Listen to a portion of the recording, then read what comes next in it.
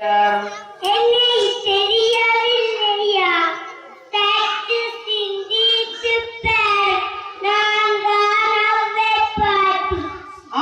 நீங்கள் எங்கிருந்து வருகின்றீர்கள்? நான் சோழ நாட்டிலிருந்து வரேன். எதற்காக இங்கு வந்தீர்கள்?